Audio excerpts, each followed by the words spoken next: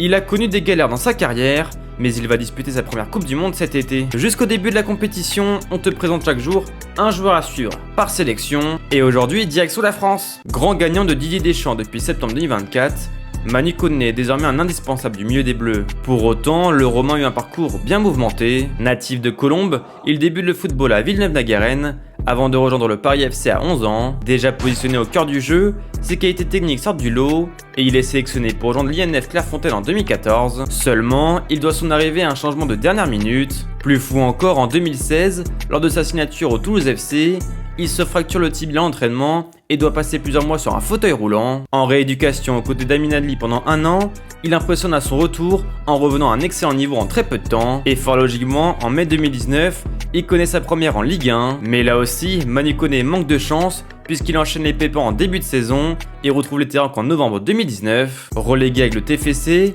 il profite d'une année en Ligue 2 pour se libérer, se montrant impressionnant techniquement et dans la récupération. Révélation de la saison, il est recruté par le Borussia Mönchengladbach contre 9 millions d'euros, mais loupla aussi le début du championnat pour blessure. Fan de Paul Pogba et de Yaya Touré, il fait ses débuts en Bundesliga contre le BVB et sort un match XXL face au Bayern un mois plus tard, en marquant pour une victoire 5-0. Le début d'une grande épopée en Allemagne, où le jeune français régale aux côtés de Marcus Thuram. Et à l'été 2024, tout change pour Lancia Pichun. Après avoir brillé aux Jeux Olympiques de Paris, glanant une médaille d'argent en finale face à l'Espagne, il est transféré à la Roma contre 18 millions d'euros. En Serie A, que ce soit sous Ranieri ou Gasperini, il se met toute l'Italie dans la poche. Il dispute près de 80 matchs, dont une dizaine de Ligue Europa, pour un total de 4 buts et 6 passes D. Dans le même temps, il est convoqué pour la première fois en équipe de France et décroche notamment la 3ème place en Ligue des Nations. Surtout, il vient de qualifier la Roma en Ligue des Champions, une première depuis la saison 2018-2019.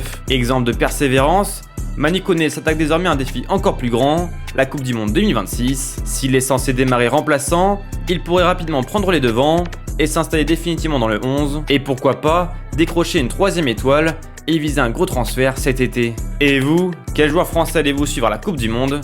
Dites-le nous en commentaire.